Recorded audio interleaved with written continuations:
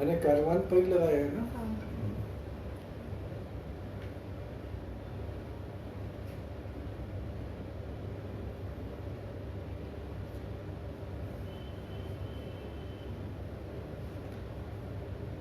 Hello friends, we will wait for the others to join. I hope the voice is fine. It's coming.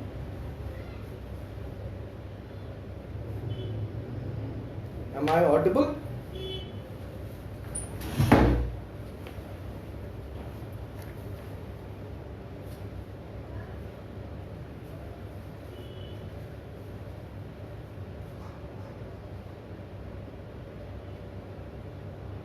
Am I audible?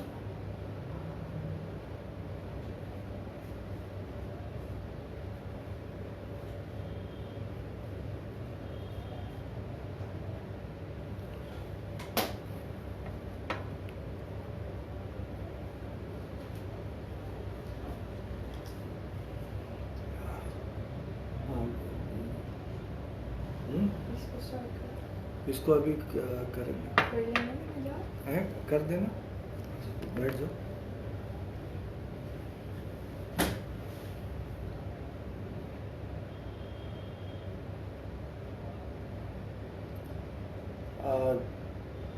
Thank you for the feedback.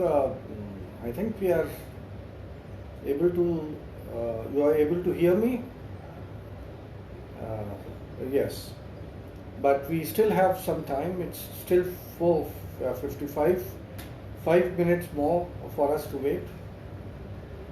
Let us wait for 5 minutes and then we will start.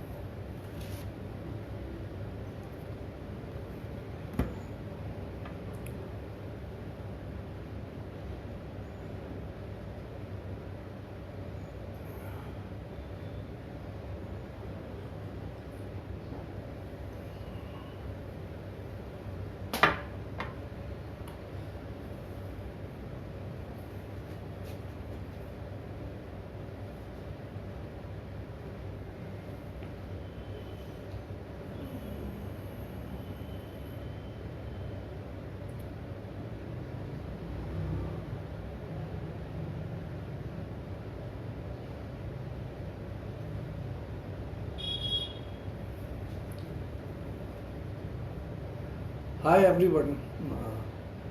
See, my eyesight is a little weak, so I can't read all of your names. But hi, hello Ishan. I think we still have a few minutes left. So let us wait for 2-3 minutes more.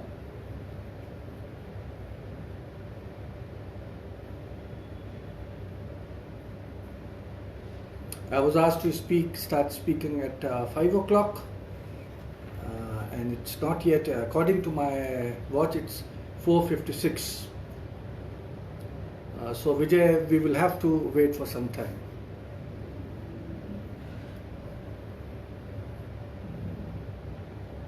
Although I know Vijay that to wait 4 minutes for something without doing anything is, I think,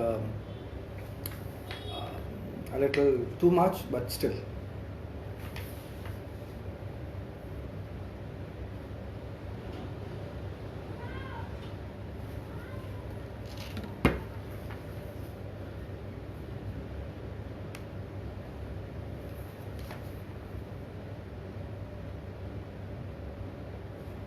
Okay, so I have been asked. Right. I have been asked by Ishan that I can start now. Hello everybody once again. I hope you will enjoy this lecture. The lecture which deals with the capital of an empire. The title which I have kept for this lecture is Envisioning Empire in Stone.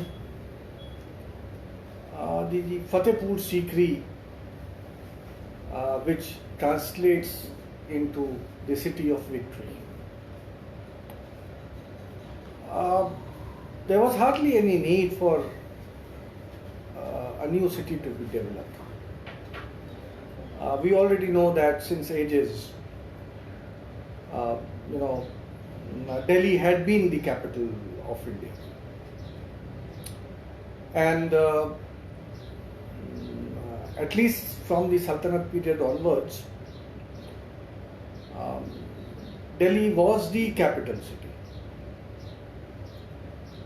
We also know that when Babur conquered India, his capital, for all practical purposes, was Delhi and Agra. Delhi, the capital of the Lodhis, and Agra, where there was a Lodhi fort. Then Akbar, during his period, had renovated the Agra fort. Some things had been added to it by Babur. But Akbar then further modified it and gave it the final shape of a Mughal fort. Agra was a very vibrant city even at that period of time. It was an important city, in fact located at a very crucial place, the entry towards Rajputana, situated on a river bank. So there was hardly any issue for Akbar not to continue with this capital. But we find that soon after, say by 1571, Akbar decided that he should build his own separate capital. Now John F. Richards, in one of his articles, which has been published in a book on Fatehpur Sikri, published by Mark, he argued that because Akbar was laying the foundation of a new empire, there was the need of a new city. And thus, to cater to the needs of a new empire, Akbar decided not to stick with Agra or to continue with Delhi, but to construct a new city altogether. So, in fact, it was due to this that J.F. Richards says the need of the new empire forced Akbar to build the city of Fatehpur Sikri.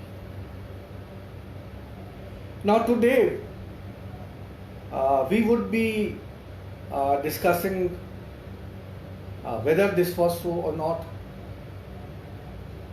I strongly believe, let me admit, that the argument put forward by J.F. Richards very briefly has much potential, and I strongly believe that there was a need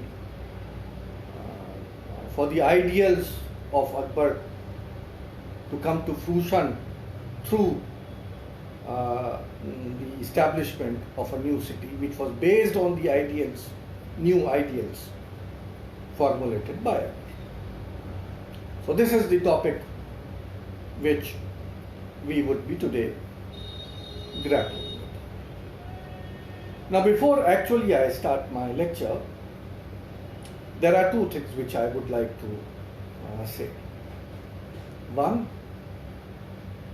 that I am really very, very thankful to Karwan for asking me to come before you to deliver this lecture. I feel honored. Let me also except that since this Caravan initiative has started, a large number of very beautiful lectures have been given, and I have regularly tried to listen to almost all of them. I admit that sometimes I have not been able to listen to all of them, but thankfully most of them are now being made available on the YouTube. That is one of the greatest contributions which Caravan would be making towards academic studies. I am really very, very thankful to Caravan for that.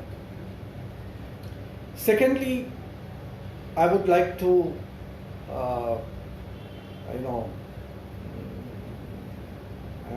condole everyone for what has been happening since the last few hours in Kolkata, the type of havoc which has been created there, the catastrophe, the cyclone which has come. I wish all the luck to my Kolkata friends.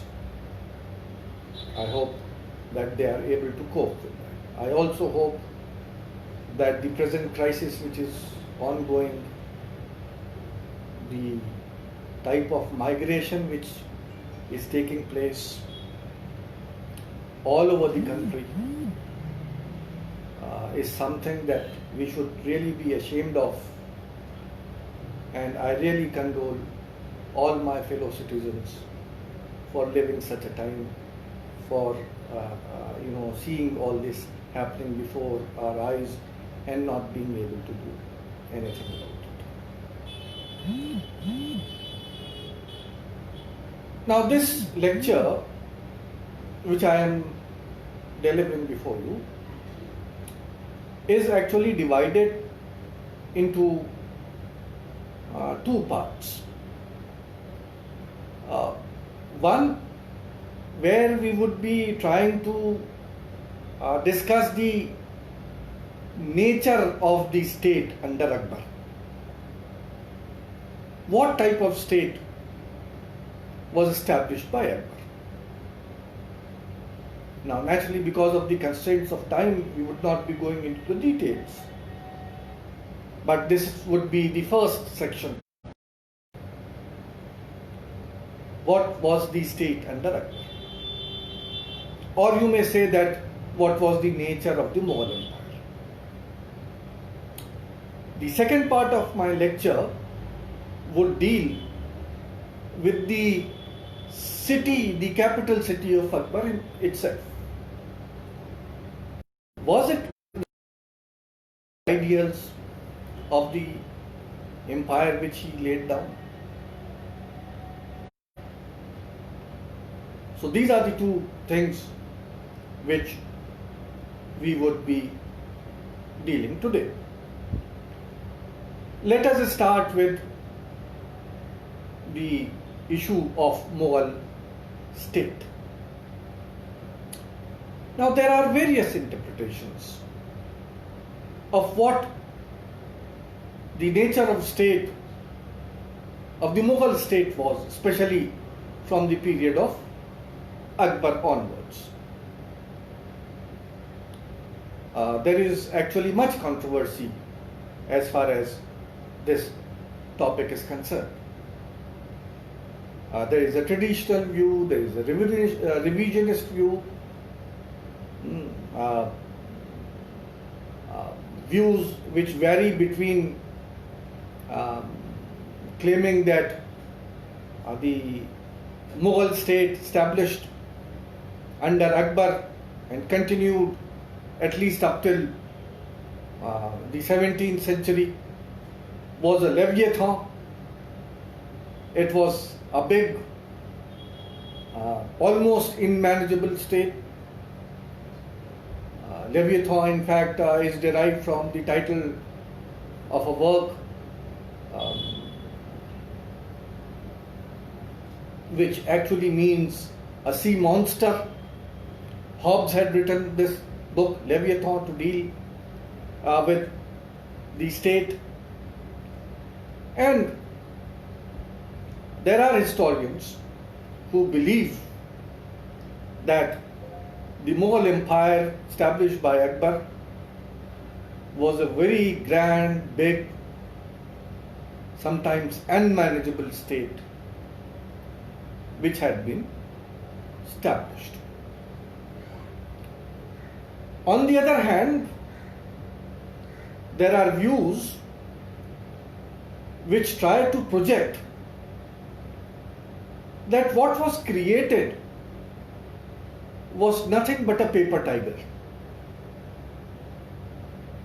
नाम का था, सिर्फ बड़ा सा एक नाम, अंदर से खोखला, with nothing in between.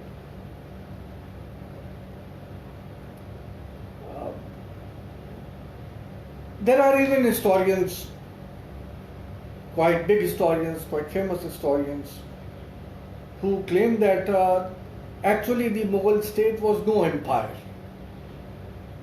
कोई एम्पायर थी ही नहीं.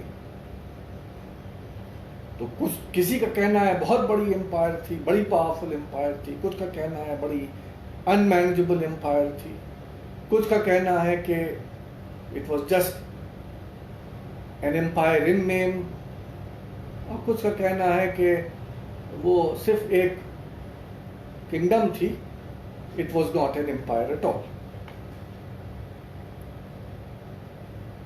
Now, before we go further, let me clarify for our young graduate students. What is an empire? Empire is nothing but an extensive group of states or countries which are ruled by a single monarch.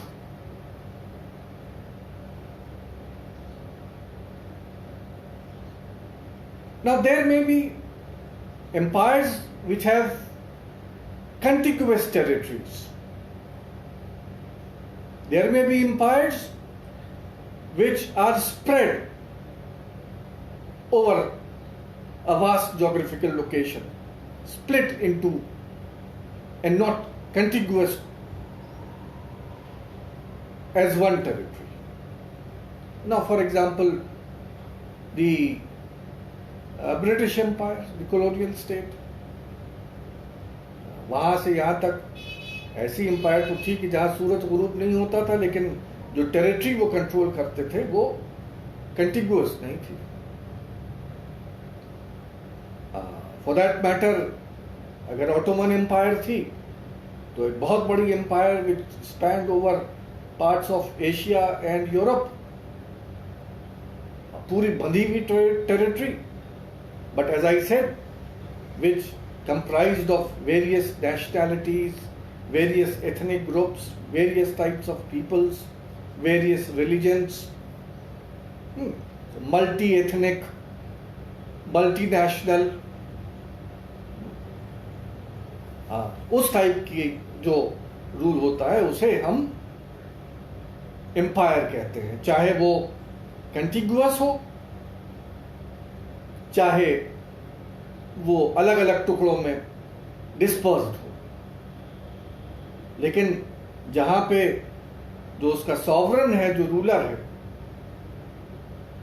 वो इन territories का, उन ethnic groups का, उन principalities का,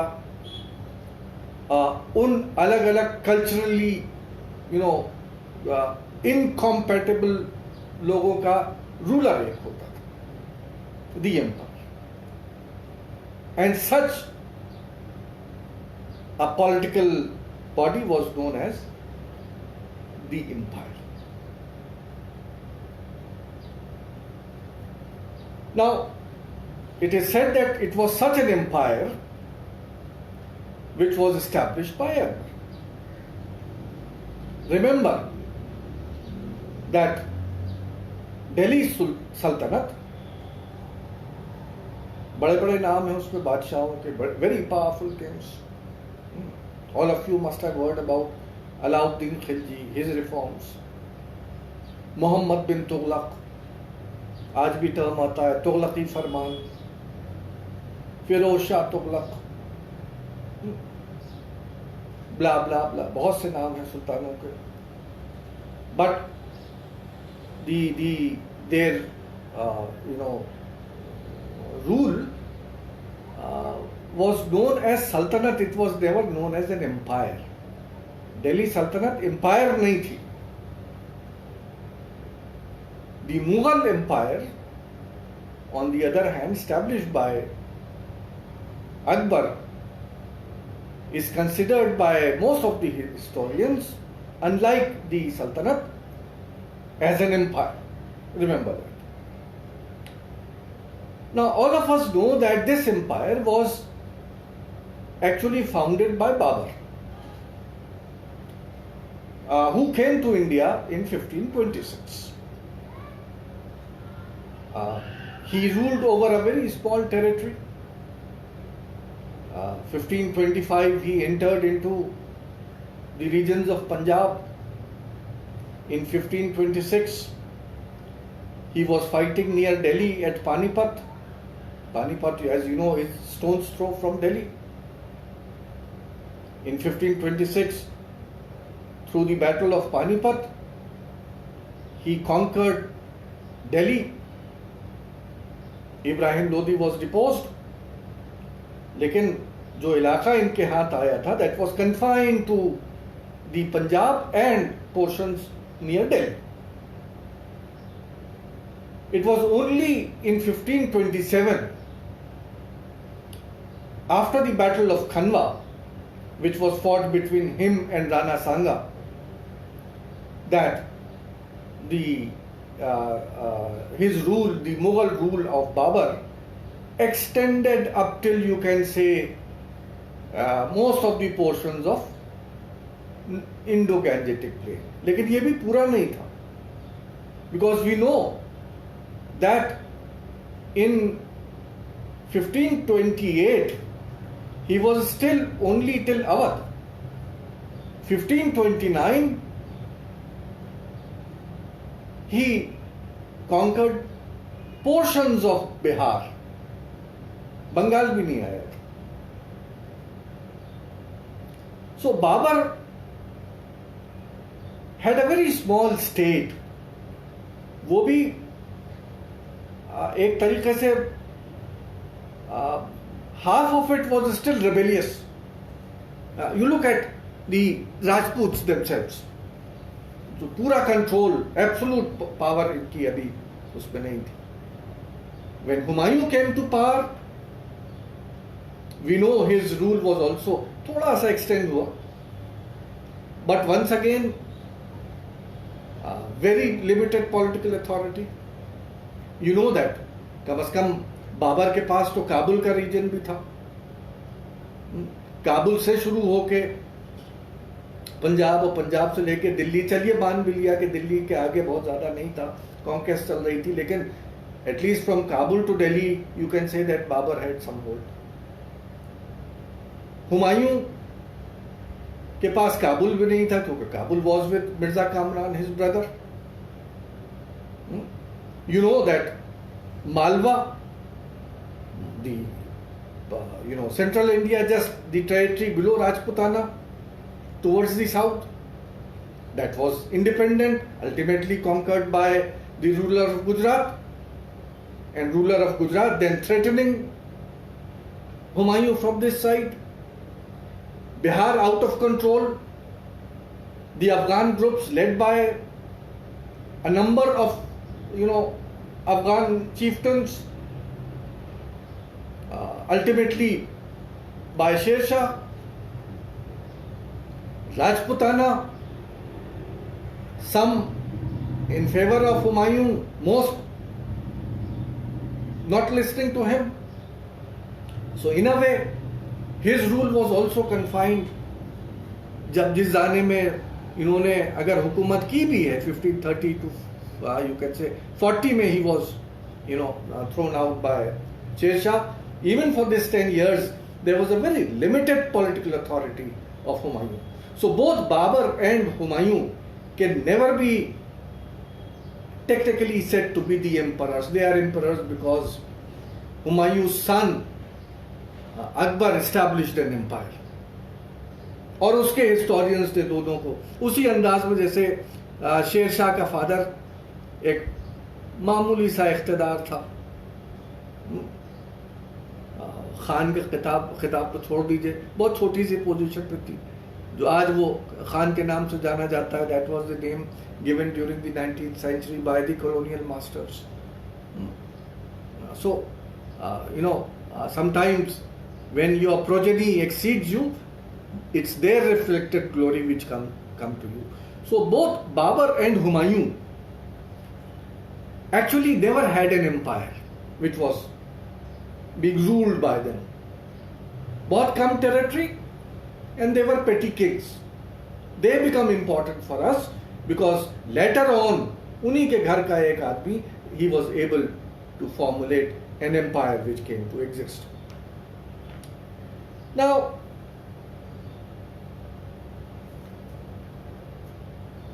the empire, the political rule which was established by Akbar, unlike that of Babur and Humayun, had a number of things which were missing during the political supremacy of Babur and Humayun. For example, there were no well laid out boundaries of the empire. There was no particular territory of the empire. They always had shifting territories. Secondly,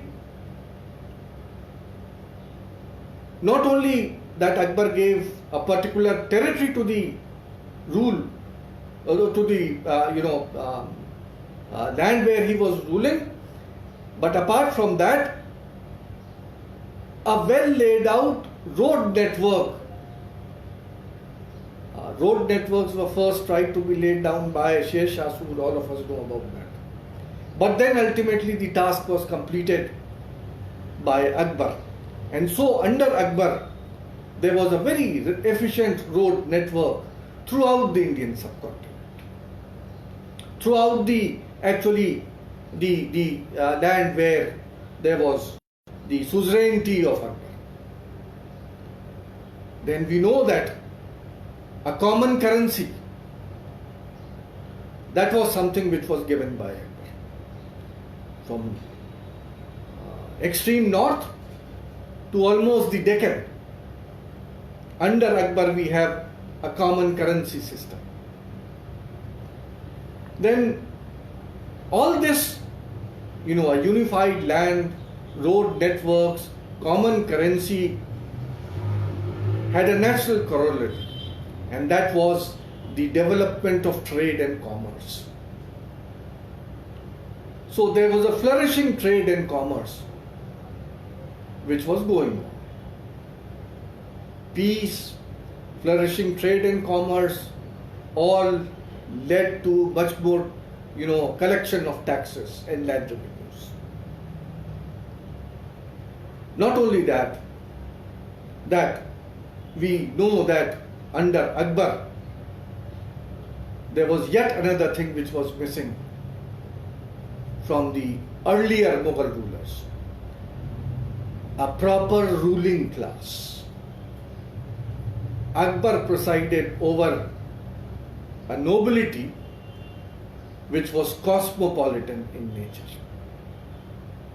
अगर आप बाबर की nobility देखिएगा तो वो सिर्फ तुरानियों की, हुमायूं के देखिएगा तो पहले उसके दौर में just like under Babur it was mostly a Turani concern. It is only after his return from Iran that we find that a number of Iranis and Afghans joined Humayun. We know about Bairam Khan Turkoman. There were a lot of others, Monem Khan, Tardi Beg. They were important, Tardi Beg, although was a Central Asian, but we know that there were a number of, Turkomans, Iranis, Afghans who formed the part of nobility under Humayun. But it was only under Akbar from 1565 onwards that we come to know that a new type of nobility was created. A nobility where you had the Turanis, Iranis, Afghans, a sprinkling of Afghans, no doubt, Indian Shahzadas, Abyssinians, Armenians, Indians including the Rajputs, non-Rajputs, a lot of groups, Kahars, very lowly type of people who can, who today will be labeled as Shudras, Sayyids, Brahmins, Hindus, Muslims, Jains, Zoroastrians, Christians. तो एक अजीब type की nobility जो अकबर ने create की थी, which was in fact quite unique. If you go to the Ottoman Empire, most of the nobles or members of the nobility, they were Turkish. Some of them were, of course, Christians, no doubt, because there were certain areas, Christian-dominated areas, where Ottomans held their sovereignty. So some of them were there. But then, for example, in the Safavid lands, through and through the Iranis and nothing else. In the Ottoman Empire, the Sunnis dominated. In the Persian lands, under the Safavid rule, it was basically a Shia concern.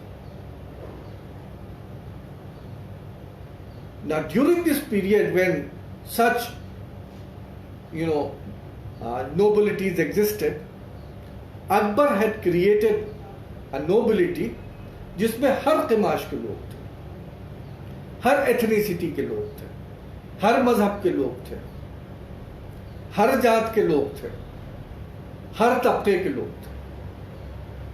And naturally that was going to profoundly affect the policies of Akbar as well as the society which was getting constructed. All of you know कि कोई भी शहर के development में, किसी भी town के development में बहुत बड़ा हाथ होता है उस एरिया के, उस रीजन के, उन लोगों के कल्चर से उनका. It is the culture, the society which determines the nature of the towns. So under Akbar, we have not only a big type of an empire. Incidentally, जो मैं आपको ये पूरा जो एक बहुत ही आसान सी ज़बान में, बहुत लेमेन्स लैंग्वेज में जो चीज़ें एक्सप्लेन करने की कोशिश कर रहा हूँ, बताने की कोशिश कर रहा हूँ, that is all mostly basing on the works of the so-called Aligarh school of historians. People like Irfan Habib, Athar Ali, Iqtidar Alam Khan, and even a person like J.F. Richards, John F. Richards, who, although an American scholar, but for all practical purposes, he in fact otherwise belongs, जो अंदाज है उसका interpret करने का, that is very close, has very close affinity to the Aligarh school. Sometimes मजाक में अलीगढ़ वाले J.F. Richards को अपना बता देते हैं. वैसे तो अगर आप किसी अलीगढ़ वाले से पूछिएगा कि अलीगढ़ स्कूल ऑफ हिस्ट्री क्या है, तो हम लोग डिनाई करते हैं कि there is nothing. In fact, Aligarh School of History is defined only by the critiques. But whatever, we are not dealing with that. Whatever, we know that these are the things. There is yet another thing which Akbar provided, which is also very unique. And that is that it was Akbar who, in fact, fixed the scientific frontier of the Indian subcontinent. यानी अंग्रेजों के period पे भी, colonial rule के period पे भी, जो हिंदुस्तान का जो एक तरीके से बॉर्डर था वो कभी फिक्स नहीं था, अलग अलग उसको जगह, कभी पंजाब रिवर बनता था, कभी कुछ बनता था.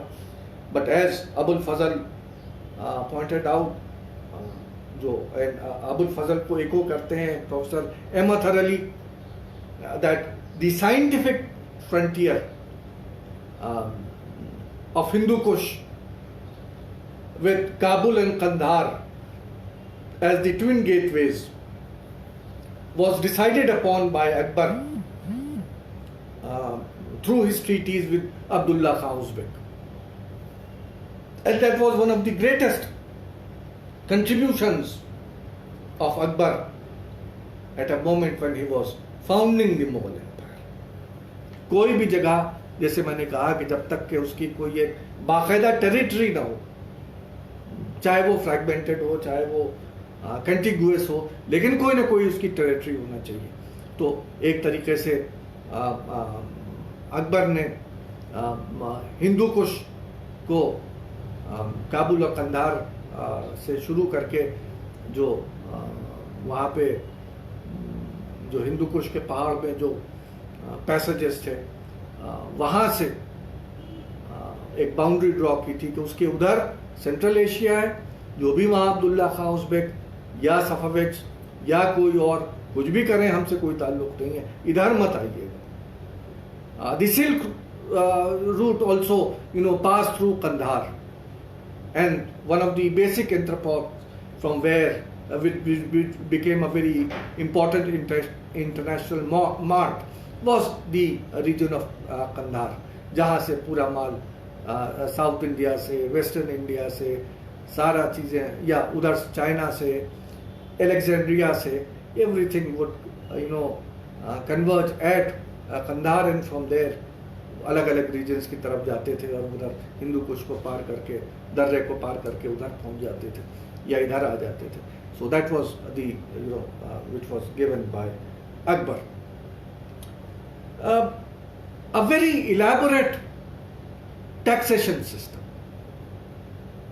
a very elaborate administrative system. In fact, the administrative system which was given by Akbar became the cause for its continuance for at least 300 years. The Mansab and the Jagir system, the two mainstay of the Mughal Empire. Both of them were conceived, they were different from the systems which were there earlier. उनसे बिल्कुल different वाला system था उसका. उसको अगर आप Mongol से trace करना चाहिए, that was totally different from that. So Mansab and Jagir, the two mainstay, although later on we would find that Bernier, Francois Bernier, the French traveler to India, he started criticizing. He said कि सारी problem जो empire की है, जो decline हो रही है Mughal empire की, that is based on the defective inherent problems of the Jagirdari system. But that was his view. That at some other time, or for that matter, you may hear my lecture which I gave on my YouTube to understand what all that was about. But the fact remains that the whole unique Mansab system was an administrative system which became the pivot of the establishment of the Mughal Empire. So was the Jagir. Jagir was something which was derived from the word Jaigir, वो जगह जिस पे आप कब्जा करते हैं. But later on it was not only that, उसका, but then again, as I said, that we should not discuss this. Akbar's empire spanned over 15 subas. if you read Abul Fazl, you will find the mention Duasde Suba, 12 Subas. Actually, 3 Subas were added at the fag end of Akbar's reign. And that is why Abul Fazl, who died in 1602, was murdered in 1602. He had completed his, Akbarnama and Ain both before his death. So he could not include. बाद में सिर्फ उसने chapter के अंदर mention जरूर कर दिए हैं उन तीनों सूबों को, लेकिन ऊपर हेडिंग वो नहीं चेंज कर पाया था. वो आज भी हेडिंग दुआसदे सूबा है, तो 12 सूबा थ्रू आउट भी रहा है, लेकिन by the end of Akbar's reign there were 15 subas over which Akbar presided over a vast territory, जहाँ पे एक सेंट्रल एडमिनिस्ट्रेशन था, उसके नीचे एक प्रोविंशियल एडमिनिस्ट्रेशन था, उसके नीचे एक परगना लेवल एडमिनिस्ट्रेशन था. और उसकी ब्यूटी ये थी अकबर के एडमिनिस्ट्रेशन की कि उसका ताना बाना जो था, जैसे if you would have seen a puppet show, जिसमें तार जो हैं ऊपर से लेके और नीचे तक हर जगह वो बंधे रहते हैं, तो यहाँ के ऊपर भी दी एम्परर हैड हिज से sitting at the center down to the Pargana level. Again, as I said, this is not the moment to discuss the Mughal administration, so we are just referring to those things. Akbar's empire was an empire in which everyone was accommodated. Hindus, Muslims, Shias, Sunnis, Zoroastrians. Unfortunately, there were no Buddhists at that time, so we do not hear of Buddhists being part of the Mughal empire. Jains are very much there. So, चाहे वो ethnic groups हो, चाहे वो अलग अलग मुल्कों के लोग हों, चाहे अलग अलग मजहब के लोग हों, या चाहे अलग अलग जात के लोग हों, everyone was represented within what was being created by Akbar as his empire. Dhunyas, Julahas, as I said, Kahars, Brahmans, Sayyids, Sheikhs, किसी में महदूद नहीं थी. Unlike the Hindu Pad Padshahi, which was formulated a century later in the Maharashtra region. Unlike that, here, equal rights, treatment was given to each and every member who was living within this territory. In other words, to cut this discussion short, according to these historians like Athar Ali, historians like John F. Richards, the state which had been established by Akbar was an absolutist state. It was a very cohesive state. It was an all-India empire which had been established. In fact, John F. Richards goes ahead to say that short of paid bureaucracy, the Mansab and the Jagirdars were almost one step below the modern bureaucracy. That is what he tries to sum up. Athar Ali, in one of his articles, in fact, also opines that from Akbar's period onward, the Mughal state which had been established was an ancestor to the British Raj. एक तरीके से इसीलिए आप देखेंगे कि आजकल Cambridge और Oxford में, अलीगढ़ में तो नहीं, in fact even in some of the Japanese historians, they include the Mughals, especially from Akbar onwards, into the modern, it was a sort of a pre-modern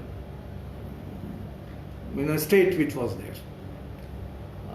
It was the early modern period, according to some of the historians, which is also बहुत lightly उसको thoroughly point out करते हैं, बिल्कुल vehemently इस बात को नहीं कहते हैं, लेकिन ये ज़रूर कहते हैं कि is a precursor to the British Raj, where he virtually means the same thing.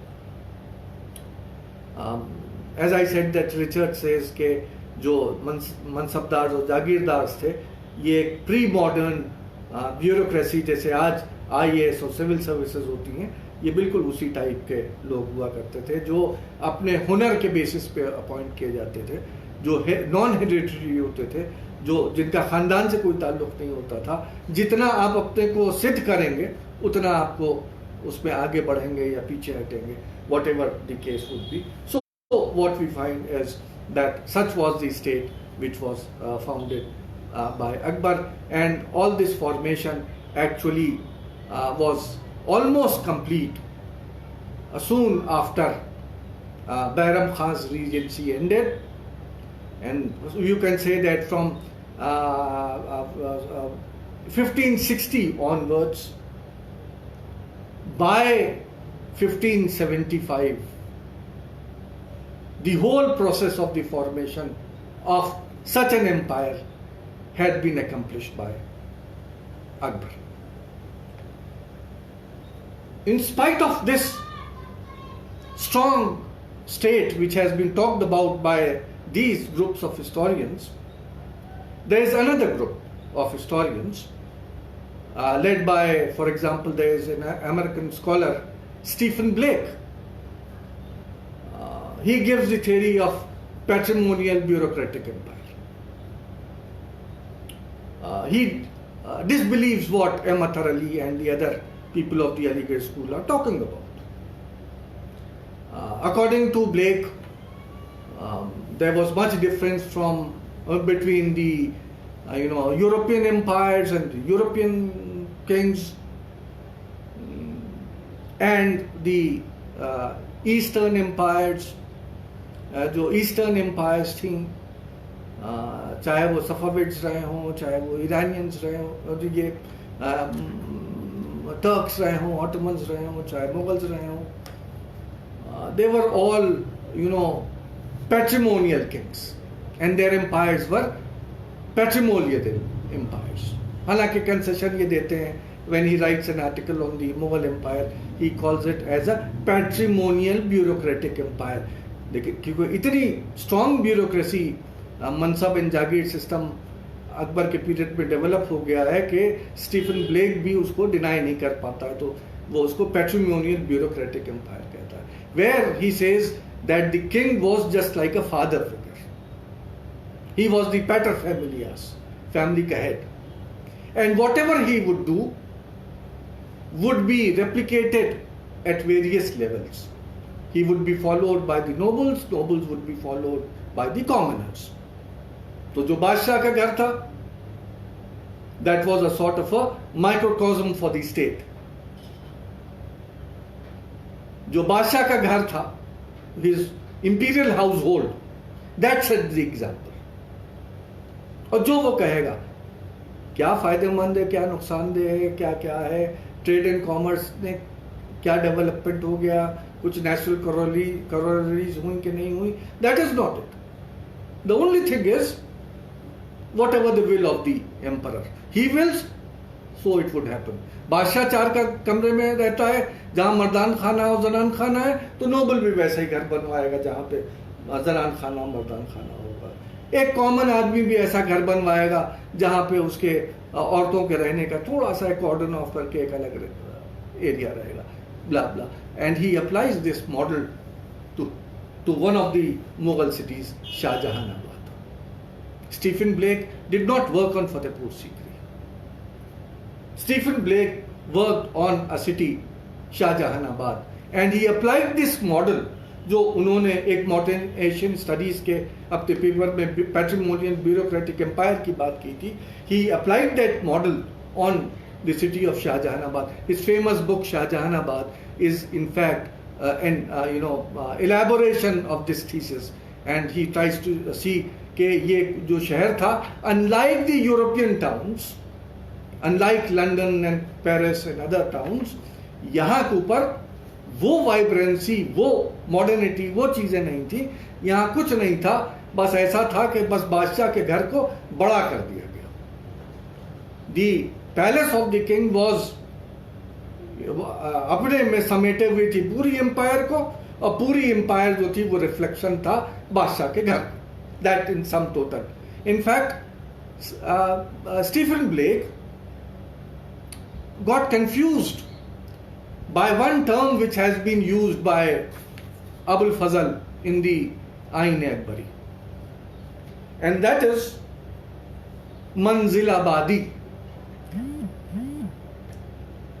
Abul Fazl in Ain-e-Akbari tries to say that the whole empire, with a quote, ज़ाहिर एम्पायर का टर्म उसके यहाँ नहीं है, ये है कि जो सल्तनत है इनकी ये पूरी 3 हिस्सों में डिवाइडेड है। मंजिल आबादी, दैट इज इंपीरियल एडमिनिस्ट्रेशन, सिपाह आबादी, the military administration, army administration, and मुल्क आबादी। Here Stephen Blake defines as the empire. He says Manzilabadi is nothing but personal. Why?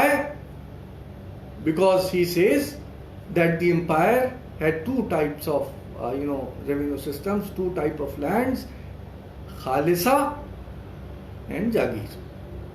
He confuses Khalisa with Khasa, which is personal.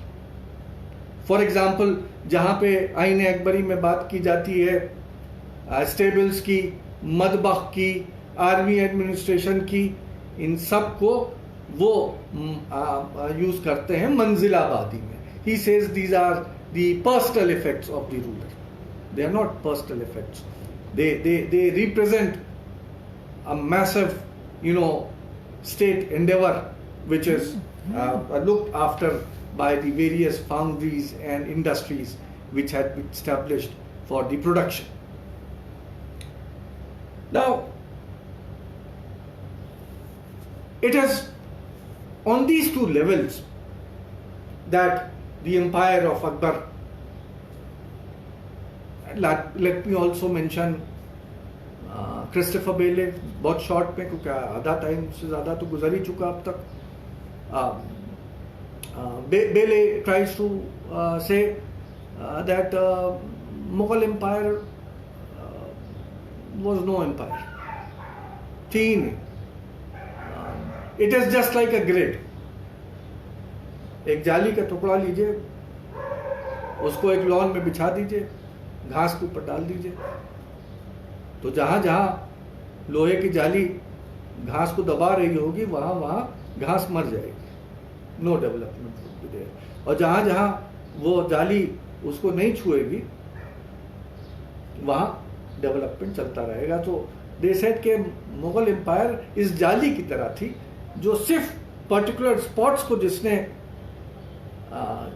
Touch किया था और moderate किया था, बाकी जगह उसका कोई असर नहीं हुआ था। और another parable which is given is that the Mughal empire was just like a banyan tree, एक बरगद का पेड़ जिसके साए में, जिसके नीचे कोई ग्रोथ नहीं हो सकती, उसको हटा दीजिए तो 18th सेंचुरी में सारी ग्रोथ इसलिए शुरू हो गई क्योंकि अब धूप जो थी उस पर पड़ने लगी। और ये बरगद का पेड़ जो था, जो मुगल एम्पायर था, ये नेचुरल ग्रोथ को, लोकल ग्रोथ को ये रोके हुए था। तो in fact there was no empire, लेकिन इसका इम्पैक्ट जो था वो एडवर्स और नेगेटिव ही था and nothing else. So these are some of the views which have been given. Now, if you look at the reign of Akbar, we find that a large number of his political developments which took place during the 50 years of his reign, they are reflected in the town which he created. My argument in my book Fatehpur Sikri Revisited is that Fatehpur Sikri was a very vibrant city. It represented the vibrancy of the empire established by Akbar. In other words, it was the capital of a vibrant empire. A city which physically was greater than England and Paris. जो उस period के जो records मिलते हैं, जो उस period के जो ट्रैवलर्स हैं, जो यूरोपियन ट्रैवलर्स खास तौर से, जो उसको एक तरीके से कंपैरिजन करते हैं, they find that for the what to talk about Delhi and Agra, they say that Sikri was larger than London and Paris. So that is what they are holding. It was founded in 1571-72. Orders to found the city of Delhi, city of Fatehpur Sikri, were issued in 1571-72, which are being mentioned by Abul Fazl, by Badayuni, by Arif Kandari, by almost all the contemporary writers of Akbar's period. And not only orders were given, but some of the important structures at Fatehpur Sikri were built on the orders of Akbar. For example, the Jama Masjid, which was placed in the center of the city. The city was created on the top of a ridge, and the highest point of the ridge, which was in the center, it was at that spot that the Jama Masjid was created, the religious center. We know that it was only after 1578 that Akbar's religious views started changing. 77 onwards changes shuru हुए. 1571-72 was the period when he was a totally devout Muslim. A person who would go and listen to the was being given by the chief theologian of his court, Abdullah Sultanpuri. एक बार का वाकया है कि अकबर वहां के ऊपर कुछ अपने लिबास में आ गए थे, चढ़क बड़क कपड़े पहन के आ गए थे, तो मौलाना ने वाज देते में मिंबर पे से उठा के और छड़ी इनकी तरफ फेंक दी थी. Akbar had said nothing. He was so, religious, personally religious, that he would pamper to the demands which were being given by these nobles. So that is reflected that जब ये शहर बनता है, the same अकबर जिसके बारे में हम ये समझते हैं कि वो कहा जाता है कि he was irreligious. You must have heard about what Father Montserrat ultimately declared in 1585. That Akbar, tolerating all the religions, is in fact negating all the religions. That was Akbar. Lekin इस period में so much importance is given that the Jama Masjid, the largest monumental structure in the Fatehpur Sikri, is placed in the center, the religious center, very near to the shrine of the saint Salim Chishti, जो पुरानी खानकाह जहाँ पे सलीम चिश्ती की पहाड़ी के ऊपर थी. I am not going to repeat that whole legend, कैसे कैसे ये सलीम चिश्ती को मानते थे और क्या क्या हुआ था. You will find in every text book. But remember that the core of his town, जो उसका फोकल पॉइंट इस पीरियड में रखा गया था, वो रखा गया था बिल्कुल सलीम चिश्ती की जो पुरानी खानकाह थी. बाद में फिर अकबर ने अपनी एक बनवा के इनको दे दी थी अल्टीमेटली, जहाँ के ऊपर सहन है जामा मस्जिद का. लेकिन अभी शुरू में जो पुराना घर था इनका, जिसके पास में प्रिंस सलीम की भी बर्थ हुई, that house still is there. So if you go there, बिल्कुल जहाँ जामा मस्जिद है उसके जस्ट पीछे वो पैलेस जहाँ प्रिंस सलीम की बर्थ हुई थी और सलीम चिश्ती की पुरानी खानकाह और फिर उनकी नई हवेली. So it's all there. So that became the core of the centre. As I said, that from 1577 these changes started taking place. Fatehpur Sikri में अगर आप देखिएगा तो इसके बिल्डिंग में जो फर्स्ट फेज ऑफ कंस्ट्रक्शन है वो 1571-72 से लेके और 1575 से 77 तक का फर्स्ट फेज है, which all pampers to the needs of the religious classes. In 1577, Akbar started the famous Ibadat Khana discussions. And in these Ibadat Khana discussions, for some time, only the Muslim priests were allowed. Later on,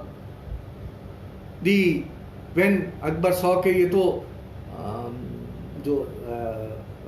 for those who don't know, उनके लिए मैं बताता चलूँ कि मुसलमान जो सुन्नी मुस्लिम जो हैं उनमें 4 स्कूल्स होते हैं. हनफी जो नॉर्थ इंडिया में आज भी प्रीडोमिनेंट है, शाफी जो केरला और ख़ास तौर से केरला में इस वक्त मौजूद है, प्लस उसके अलावा 2 और हैं जो हम्बली और मालिकी जो सेंट्रल एशिया और उधर पाए जाते हैं, हिंदुस्तान में बहुत कम. So initially from 1577 to 78 it is only the theologians of these 4 Sunni schools of thought were allowed to dispute each other. And soon he realized कि इनमें आपस में तो कोई फैसला ही नहीं होता, सब एक दूसरे को कह रहे हैं कि ये झूठ है, वो झूठ है, ये झूठ बोल रहा है, वो झूठ बोल रहा है. So ultimately from 1578 onwards he allowed the Shia theologians as well as theologians of the other religions, and thus we have Zoroastrians, Jains, Jesuits and others taking part. एक बड़ा फेमस वाकया है, एक मुनि थे देवी, बुढ़े बिल्कुल 80-90 साल के, उनको चारपाई पे बिठाल के और अकबर के झरोके तक लिफ्ट किया गया था, ऊपर उठाया गया था. And it is recorded that the whole night the discussion between this saint Devi and Akbar kept on taking place. तो 78 तक it was confined only to the Muslims. From 78 onwards, it was thrown open to all. In 1578, one incident had happened, and that was that in 1578, Akbar had decided, जो आपस में मुल्लाओं के झगड़े देखे थे, that he should take up the religious leadership. He declared himself as the Mujtahid, the arbiter of the various interpretations in Islam. But he had failed, because we know that soon after the declaration of Mahzar, there had been revolts in Bihar and Bengal. There was much problem. You can read about all that in Mullah Abdul Qadir Badayuni's account. And soon after, Akbar had to abandon the idea of taking up the religious leader. और वैसे भी अगर religious leadership वो मुसलमानों के ले रहे थे, कितने मुसलमान थे कोर्ट में, अभी मैंने बताया कॉस्मोपॉलिटन नोबिलिटी थी जिसमें हर टाइप के लोग थे, तो अगर चंद लोग उनको मान लेते तो उससे क्या होने जाता. So very soon he came up by 1580 he came up with a new policy, which was the policy of Sulh-e-Kul, peace with all. And it was this policy of peace with all that ultimately gets reflected in a number of monuments at Fatehpur Sikri. Now at Fatehpur Sikri, there is another thing which is reflective of Akbar's personality and Akbar's kingdom. One of the historians, W.C. Smith, has told us way back in 1944 that there were very close relationships, very symbiotic relationships between the mercantile classes and the empire. In fact, he talks about that there was an efflorescence between the two. Their interests were intertwined between the two. इनकी rise है तो उनकी rise है, उनकी fall है तो इनकी fall. The fortunes of the mercantile classes were now along with the empire, and that is reflective at Fatehpur Sikri, where what we find is that along with the nobility and the imperial family, protection is being provided to almost all the civic population. The entire civic population is within the encompassing walls at Fatehpur Sikri. Number two, the markets are placed at such positions, ऐसी जगहों के ऊपर market को रखा जा रहा है where there can be intermingling of all the classes together. वही मार्केट है जिसमें एक कॉमन मैन भी जाके सामान खरीद रहा है, वहीं पे मुल्ला अब्दुल कादिर बदायूनी भी टहल रहे हैं, वहीं बदायूनी के साथ में जो मुगल एम्पायर के बड़े कोर्टियर्स हैं, जो अकबर के करीब लोग हैं, वो भी उस बाजार में मिलते हैं. And we find references of Mulla Abdul Qadir Badayuni telling us कि उनके बाजार में मुलाकात हो गई थी, वहां बातचीत हुई और फला दुकान पे खड़े होकर बात हो रही थी. Now, a survey of these markets at Fatehpur Sikri, which I conducted for my work, I was able to get around 5 markets. And all these markets, उसका एक छोर कनेक्टेड है उस एरिया से जहां के ऊपर नोबिलिटी के घर या इंपीरियल पैलेस है, वहां से बढ़ता हुआ वो मार्केट जाके खत्म उधर होता है जहां के ऊपर अब कॉमन मैन के घर है. तो अगर उधर से और इधर से दोनों तरफ से उसका रास्ता मिल रहा है. Remember that one of the inspirations for the planning of the Mughal city was the imperial encampment. जब एम्परर मूव करता था तो उसके साथ एक पूरी लवाजमात, एक पूरा कैंप जो सेट किया जाता था, the Mughal encampment, which has been explained by Abul Fazl in his Ain Akbari. आकाश दिया सबसे आगे होता था, a pole with a fire which would announce that this is the focal point at Fatehpur Sikri, that is symbolized by the Hiran Minar. Behind that Akash Diya would be the Diwan Khaso Am, the tent where the emperor would give audience. Fatehpur Sikri में भी हाथी पोल से entry जब आप लेंगे, आकाश दिया यानी हिरन मीनार से आप पैलेस के गेट में एंटर किए हाथी पोल में, और वो सीधे आपको लीड करके, क्योंकि पहाड़ी है तो घूम के जाता है रास्ता, पहाड़ी घूम के, लेकिन खुलती कहाँ है सड़क, दैट इज इनटू दीवाने आम.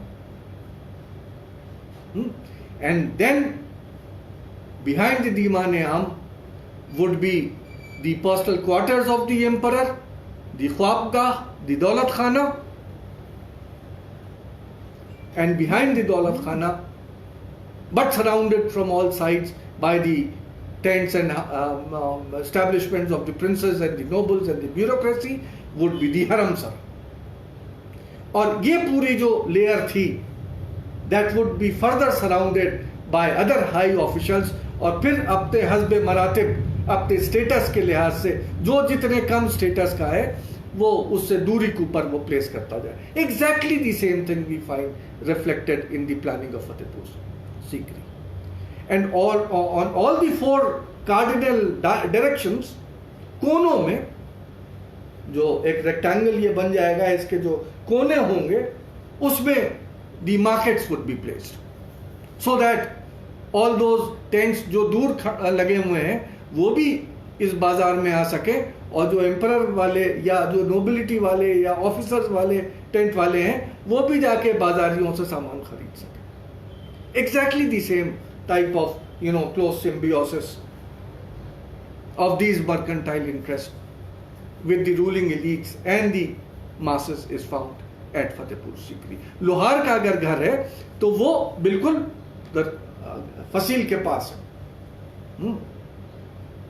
लेकिन वो भी ऐसी एक्सेसिबल जगह पे है कि जहां से वो बाजार बड़े आसानी से पहुंच सके, वही बाजार जिसमें इस कोने से एक नोबल जो है वो इंटर कर सकता है। Such was the planning which was done at Fatehpur Sikri. Now there are a number of works which have been done on Fatehpur Sikri. For example, मैं सीकरी पे तो मेरे ख्याल में शायद इतना काम हुआ है कि उसको अगर मैं गिनाने चलूँ तो ऑलरेडी मेरा टाइम ख़त्म हो चुका है, जो बचा होगा वो भी चला जाएगा उसमें। लेकिन I will just name those people who have worked on the town plan, aspects of town planning. Athar Abbas Rizvi, Syed Athar Abbas Rizvi, one of the very great historians of medieval India. He was initially at Aligarh, then ultimately migrated to Australia. He was at Canberra University. Now, in 70s, he wrote an article in a journal known as Abre Nahrain. Abre Nahrain, एक journal है, बड़ी मुश्किल से मिलता है। Fortunately, that journal is there in my library. I could read it. And this article deals with, यही title है, town planning of Fatehpur Sikri, 1571 के आसपास का लिखा हुआ। He is the first to discuss, although there is hardly any major information which is given there, but at least he is aware। पहला काम है जो एक आर्टिकल है जो Fatehpur Sikri as a town किया गया। E.W. स्मिथ ने भी और दूसरों ने भी बड़े बड़े मॉन्यूमेंट्स को डिस्क्राइब किया था, शहर पे किसी ने बात नहीं की थी। आज भी जब हम आप फतेहपुर सीकरी को विजिट करते हैं, आप पे से ज्यादातर लोग गए हुए होंगे फतेहपुर सीकरी, सिर्फ आप जाते हैं, पैलेस देखते हैं और चले आते हैं। फतेहपुर सीकरी उस पैलेस का नाम नहीं है, it's a whole town. It's in fact a fossilised town, जैसा बनाया गया था पूरा के पूरा सर्वाइव करता है। अगर आप देखना चाहें, कभी मेरे साथ चलिएगा, मैं आपको दिखाऊंगा। So Athar Abbas Rizvi, जिसमें he discusses what are the areas where the houses of the nobility are. In fact, he commits a mistake that he says Irani noble इधर रहते थे और राजपूत noble उधर रहते थे। He forgot to in fact consult Pelsert. Pelsert is one of the travelers, a Dutch merchant dealing with indigo, who came to India during Jahangir's period. He has written, a series of letters, एक उनकी किताबचे के form में है, पेल्सर्ट्स India के नाम से अंग्रेजी में ट्रांसलेट हुआ है, डेल लिखी है। If you read that, you will find Pelsert mentioning that as far as these Mughal towns are concerned, and he names Agra and Fatehpur Sikri in them, they are the towns where the houses of the common people are intermingled with the havelis of the nobles. He also says that the houses of the Rajputs are intermingled with the houses of the Muslims. Akbar ने जो अपना शहर बनाए थे, चाहे वो आगरा हो चाहे वो फतेहपुर सीकरी हो, उसमें वो नहीं किया था जो आजकल के मॉडर्न हिंदुस्तान के कुछ शहरों में होता है। मैं शहर, जिस शहर में रह रहा हूँ, अलीगढ़, दो हिस्सों में डिवाइडेड है, civil lines and city. City predominated by the Hindus, civil lines where the Muslims live. Within the civil lines there is an area known as Dodhpur. 99.9% Muslims. If you go to certain other areas of Aligarh, you will find not a single Muslim living there. Division on the basis of religion, जो modern towns में मिलता है। Akbar 16th century, कहा जाता है ना आजकल हमारे मिडिवल थॉट है, रूढ़िवादी थॉट है, वो हमसे ज्यादा बेहतर थे। अकबर ने जो अपने शहर बनवाए थे, चाहे वो आगरा हो चाहे वो फतेहपुर सीकरी हो, जहां सब आपस में गरीब अमीर हिंदू मुस्लिम सब मिलजुल के वहां पे घरों में रहते थे. That is point, one of the important aspects of Fatehpur Sikri. Apart from Athar Abbas Rizvi, there is a person known as Satish Dawar. Unfortunately, this Satish Dawar was not a historian, he was an architect. What happened to him after 70s, we don't know. But very path-breaking articles. For example, one of his articles, which now is available on JSTOR, मुझे पढ़ने के लिए London में मिला था, हिंदुस्तान में available नहीं था ये आर्टिकल. अब आप अपने कंप्यूटर पर बैठिए, JSTOR पे जाइए, download it and read it. It's one of the most remarkable articles. जब मैं अपनी किताब लिख रहा था तो बिल्कुल आखिर में मिला था मुझे. मैं किसी और को समझ रहा था बहुत बड़ा हिस्टोरियन, और बाद में लिखते वक्त मुझे समझ में आया था वो साहब तो इनसे बोरो कर रहे हैं. एक्चुअल जो अथॉरिटी है वो तो ये छोटा सा आदमी जो दिल्ली के किसी इंस्टीट्यूट पे नौकरी करता था, कहाँ गया मालूम नहीं. He has written an article making of Fatehpur Sikri. Now that is one of the path-breaking articles where he discusses the town of Fatehpur Sikri. Then there is an Italian, again an architect, Attilio Petruccioli. He has a book in Italian, Città della Sol. But before that, he has written an article in a journal, Italian journal, which comes out in English, Environmental Design, on the city planning, the urban planning at Fatehpur Sikri. His is a very remarkable work. And of course, we have Brand and Laurie, Michael Brand and Glenn D. Laurie, who have written that famous book Fatehpur Sikri, which has been published by Marg. Now it is out of print. It was published in 1996. And ultimately we have the book of Athar Abbas Rizvi. Rizvi in fact wrote two books. One was written as a tourist guide for the ASI, 60s में लिखी थी, but the second book is written along with his student VJ.A. Flynn, an Australian. This is a book where we find that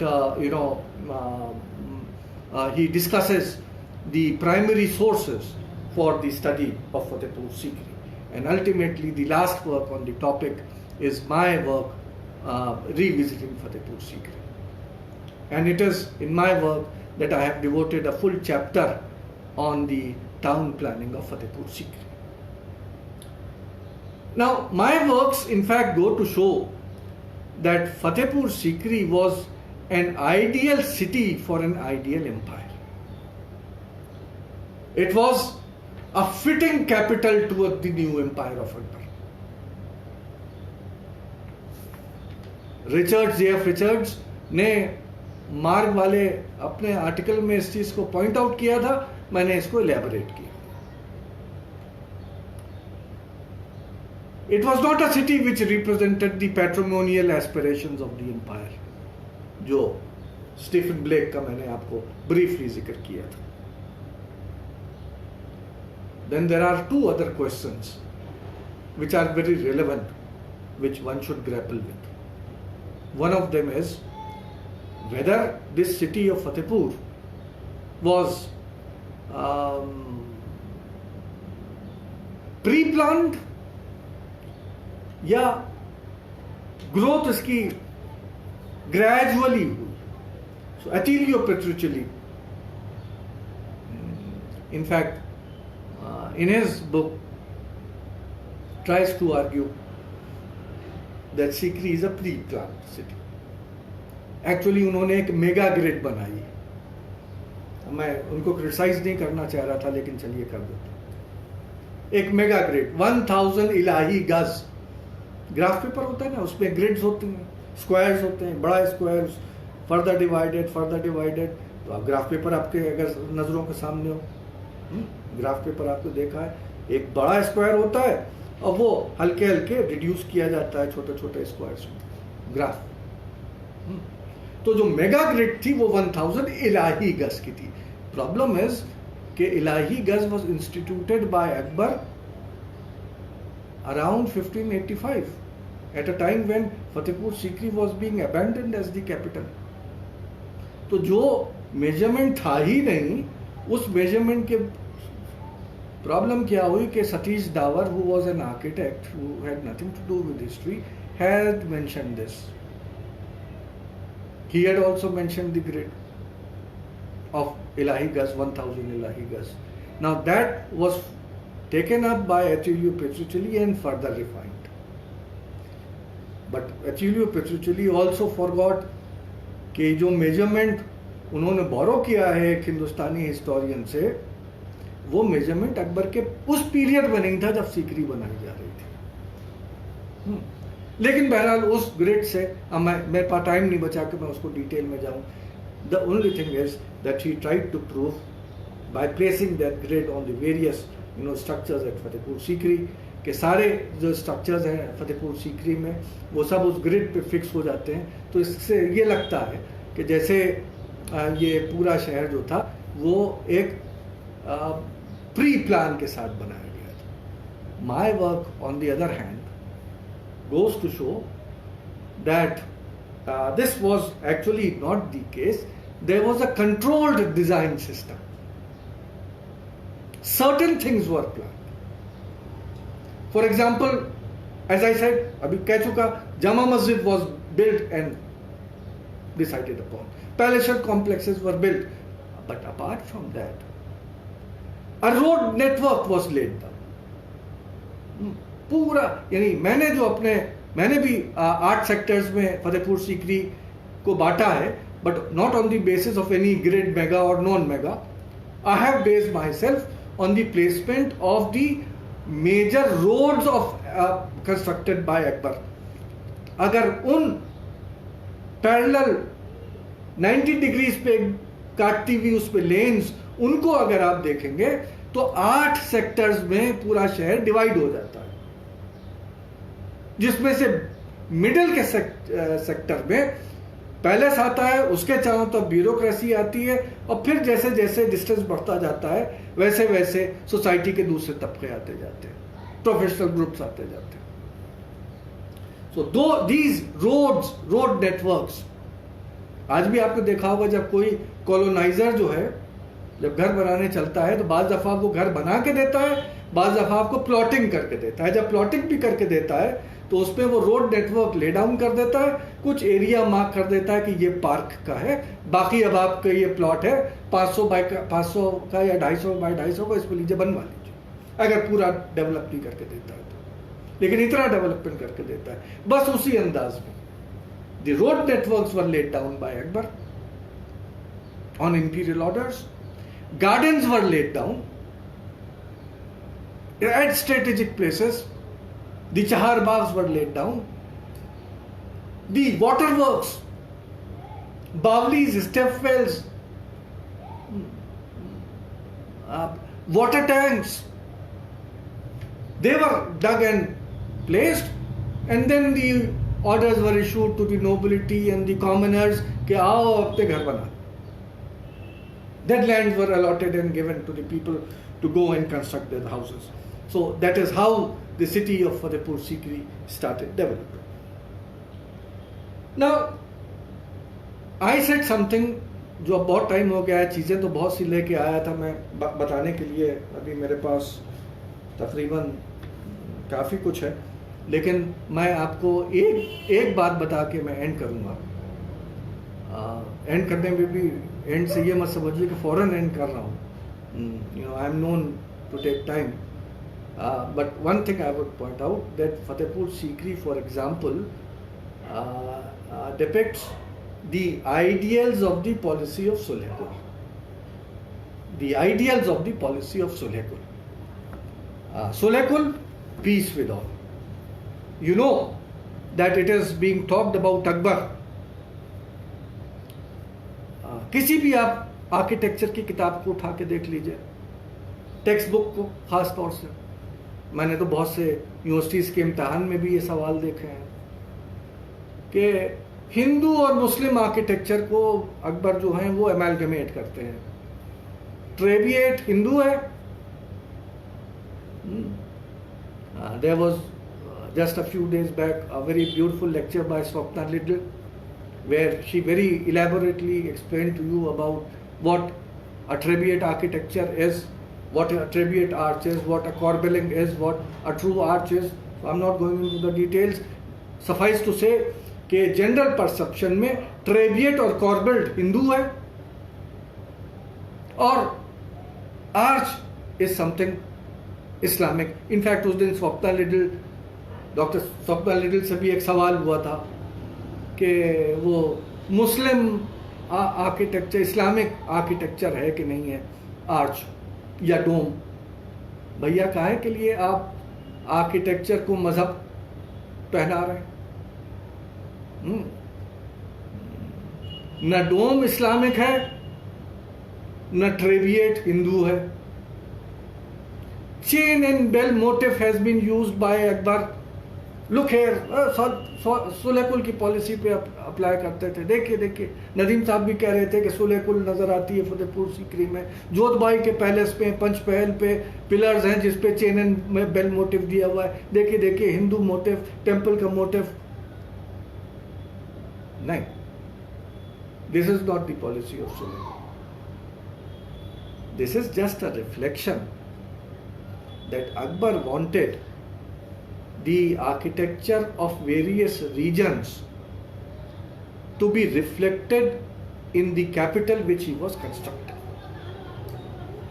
You read Abul Fazl, जहाँ पे अब सीकरी को बनाने के orders का जिक्र कर रहे हैं, वहाँ बताते हैं गुजरात, बंगाल और दूसरी जगहों से मजदूर इंपोर्ट किए गए थे. People from these places were called. And you know, during that period, जो ये आर्टिजानल क्लास होती थी, ये खाली टाइम में देवर पेजेंट्स, काश्तकारी करते थे. और जो काश्तकारी का पीरियड नहीं होता था, उस पीरियड में ये आर्टिजन का काम करते थे. और दूर दराज से जहां से जो सीख के आए थे उसको उन्होंने रिफ्लेक्ट किया था. द ओनली थिंग इज कि जब आप अकबर का पंचमहल देखेंगे, you know Panchmahal, that 5-storied building, which actually is the Badgir, the Hawa Mahal, a place from where fresh air can be. जालियों से ढका हुआ था इससे पहले, ताकि हरम के लोग जो थे वो बैठ के they could look at what is happening within the court proceedings. In fact, Father Montserrat, when he had visited the court and the ladies of the harem wanted to have a look at what type of attire they are wearing, they were sitting there and looking at the clothing and the headgear of Father Montserrat and company. तो ये जालियों से ढक के ये उसके लिए काम में आता था. लेकिन जब इस बिल्डिंग को आप कंपेयर करेंगे, हूबहू बिल्कुल ऐसा ही एक पैलेस आपको, एक बिल्डिंग आपको बयाना में मिल जाएगी, Rajput architecture. The only difference between the two is that here at Fatehpur Sikri there is a heavy use and understanding of geometry and mathematics, weights and measures. कितने weight के पत्थर को किस बिल्डिंग में जरूरी है लगाना, कहाँ नहीं. And at Bayana a similar structure as Panchmahal, or for that matter there is one which is there in Gujarat. They are very heavy structures. जितने भारी पत्थर की जरूरत नहीं थी वो लगाए गए थे. Chain and bell motif had been used in the mosques of Gujarat, Cambay, Ahmedabad, in Malwa. तो सल्तनत पीरियड पे ही अगर वो टेम्पल आर्किटेक्चर से निकल के that had already been incorporated into the architecture of the new group which had come to India. By Akbar's time, if at all, then chain and bell motif was not a Hindu motif. It represented a region from where it was being incorporated. So in Akbar's Fatehpur Sikri, there is a representation of the architecture of a large number of regions. Bangla roof से लेके और छतरी जो राजस्थान की होती है, central Asian जो principles होते हैं, वेट्स एंड वॉल्यूम्स, कहाँ पे एक स्क्वायर होगा जहाँ बीच में वैकेंसी होगी, चारों तरफ उसके पर्दा होगा. Look at the map of Fatehpur Sikri. Vacancies surrounded by build structures. तो ये सारे traditions from throughout the empire Akbar borrowed from the various regions of his empire, which were showcased at Fatehpur Sikri. Now, there is a few things which do reflect, however, the policy of Sulh. Now, for example,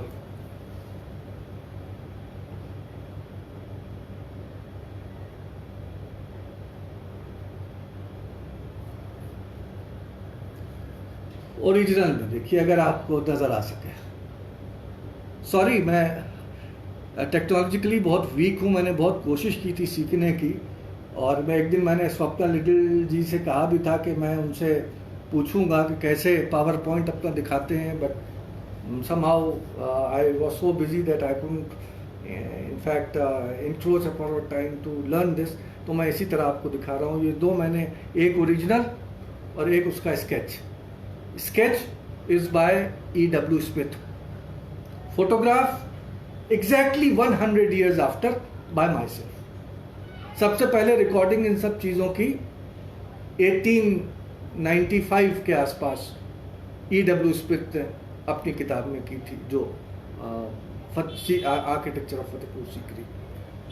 1995 में मैंने ये photographs ली, exactly 100 years after.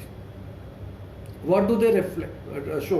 For example, जो ये है, ये क्या है? This is nothing but a temple which has been depicted. Then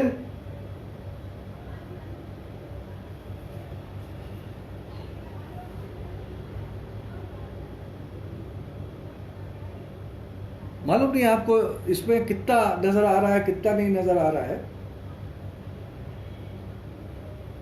एक ताक में जो अकबर के पैलेस का है, गणेश जी। कहा जाता है ना कि स्कल्पचर्स बनाना इस्लाम में मना है।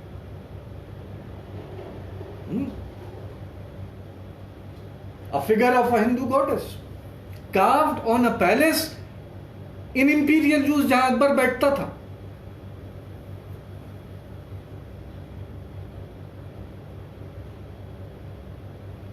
अगर मालूम नहीं आप लोग ठीक से इसे देख पा रहे हैं कि नहीं देख पा रहे हैं, राम एंड हनुमान, राम जी अपने तीर कमान के साथ हैं और पैर पे हनुमान जी जो हैं वो छोटे से आपको नजर आएंगे, उनके पैर को वो करते हुए, और राम जी के।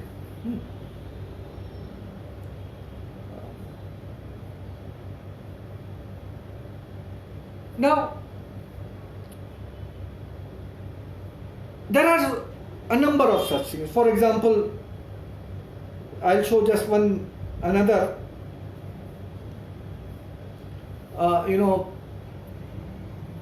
A temple scene where recorded by E.W. Smith in his book.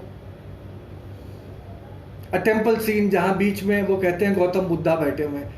मैंने आपसे जिक्र किया कि बुद्धिस्ट तो उस पीरियड में थे ही नहीं। हाँ, उसी टाइप का डिपिक्शन है जो स्मिथ कहते हैं कि बुद्धिस्ट जैसा है। I don't believe that. Chinese influence हो सकता है। We know that on Mughal miniatures there was a Chinese influence as well. लेकिन जो भी है, इसमें जो दिखाया जा रहा है वो बीच में एक डाइटी बैठा हुआ है, और डाइटी के चारों तरफ कुछ लोग हैं जो आके उसे देख रहे हैं। ये एक आदमी खड़े होकर देख रहे हैं इसको। ये ऊपर उसके गर्भगृह की छतरी वगैरह बनी हुई है, लेकिन नीचे चारों तरफ अगर आप देखेंगे तो there are a number of dismembered bodies. Temple scene with destruction. कहाँ है ये? In one of the palaces of Fatehpur Sikri. Which palace? Khwabgah. उसका जो मैंने फोटो खींची थी वो ये। आई डोंट नो कहाँ से आपको नजर आएगी, इस पर धूप वो उसका वो पड़ रहा है, लेकिन वो तो आपने देख ही लिया। काफ़ी ब्राइट रेड कलर्स का यूज़ करके इसमें दिखाया गया है इसे। what was such a painting going within the ख्वाबगाह, वो बाद में सवाल है, वो किसी और वक्त डिस्कस होगा कि क्या था क्या नहीं था। लेकिन सवाल ये है कि अभी तो हमने सुना था कि जानवर भी बनाने मना है, और यहाँ तो भगवानों का डिपिक्शन उन पैलेसेस में किया गया है जो अकबर के इस्तेमाल में। So that means very simply कि here is Akbar and all these palaces जो मैं आपको दिखा रहा हूँ, चाहे वो ख्वाबगाह का बिल्डिंग हो, चाहे वो ये सुनहरा मकान की ये पेंटिंग हो, these are the buildings which were constructed around 1578 onwards, a period when Akbar is getting disillusioned from religion, a period when the Hindu and influences of other religions are coming over him, a period when Akbar is now shifting towards Sulhekul. So now there suddenly starts the depiction of the religious themes from the others. There are even Christian themes which have been depicted. Scenes, for example, a scene the face of a woman, which is there. A scene of कहाँ गया वो, मैंने I don't know whether I have brought it here or not. Possibly I'm not finding it now, but there are a number of winged personalities, scenes of annunciation which have been depicted at Fatehpur Sikri. I will stop my lecture at just one last slide, which is very rare. Now this has disappeared. जो 1890s में या 95 में जो E.W. Smith की किताब छपी थी, उसमें ये रिप्रोड्यूस किया गया है। जब मैंने ढूंढा 1995 में तो मुझे नहीं मिला, जब अब ये डिस्ट्रॉय हो चुका है। Within a cave there is an angel with a child in the lap. The depiction of the myth of mother Alan Qoa, Abul Fazl in Akbarnama, where he is defining Akbar. He tells us about the divine origins of Akbar. He says that one of the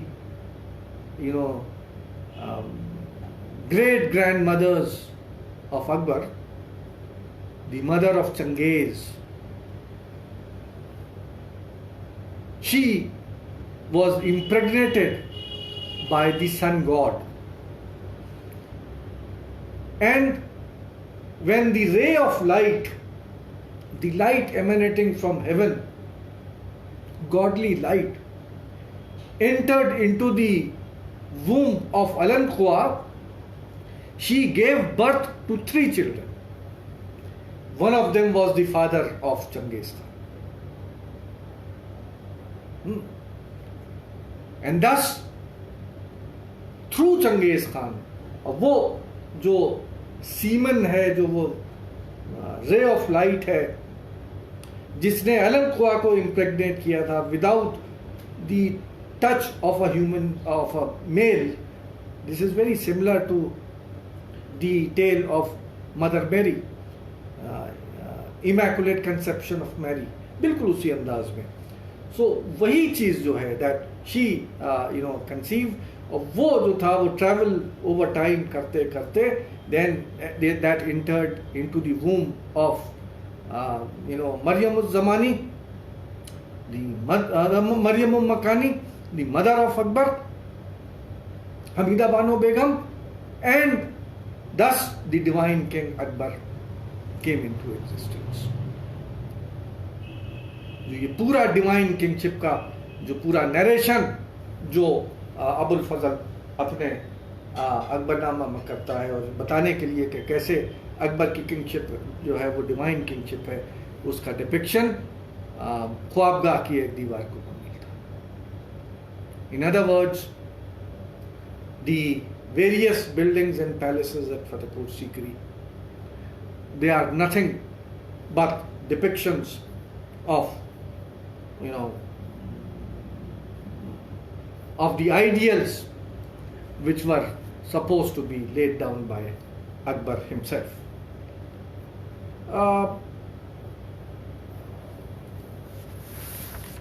Now, let us leave everything else for some other time. I think I have spoken too much. लेकिन एक थोड़ा सा idea तो आपको फतेहपुर सीकरी के बारे में मिल गया होगा. आई पर्सनली थिंक के फतेहपुर सीकरी कभी एक लेक्चर पे नहीं ख़त्म हो सकता है. वो भी और दूसरी चीज़ ये कि ये मेरी पर्सनल बिलीफ है जो आज मैंने कोशिश की, आपको और ज़रूर लगा होगा, लेकिन मेरी ये कोशिश रहती है कि आर्किटेक्चर को सिर्फ आप आर्किटेक्चरल टर्म्स में ना समझें. Architecture is the representation, is a reflection of a particular thought, is a reflection of a particular society.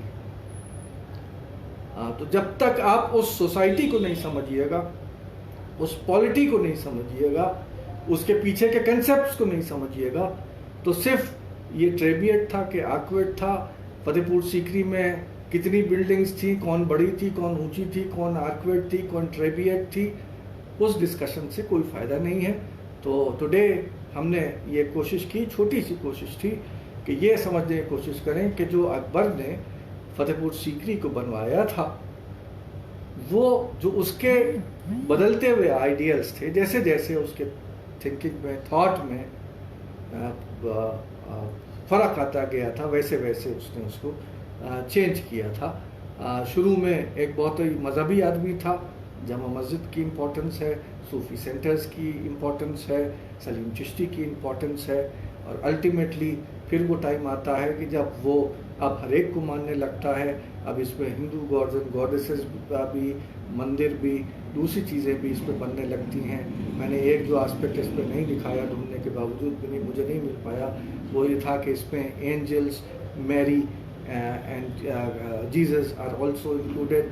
Let me end by one sentence कि अगर जामा मस्जिद की वॉल्स के ऊपर आप उन कुरानिक वर्सेस को देखेंगे जो लिखे गए हैं, उसमें ज़्यादातर कुरानिक वर्सेस ऐसे हैं कि जो ईसा मसीह की तारीफ करते हुए हैं, क्रिश्चियन जो जिनसे क्रिश्चियनिटी चली थी. So in other words, Akbar appears to be one of those fantastic personalities जिसने सिर्फ ये नहीं था कि कुछ एडिक्ट्स जारी कर दिए हैं, जो उसने कहा उस पर अमल करके दिखाया. और फतेहपुर सीकरी जब भी हम जाएं या देखें, जो फतेहपुर सीकरी है वो अकबर के उन्हीं आइडियल्स की एक रिप्रेजेंटेटिव मिसाल है. जब आप उसे देखें तो उस नज़र पे देखें. Thank you very much.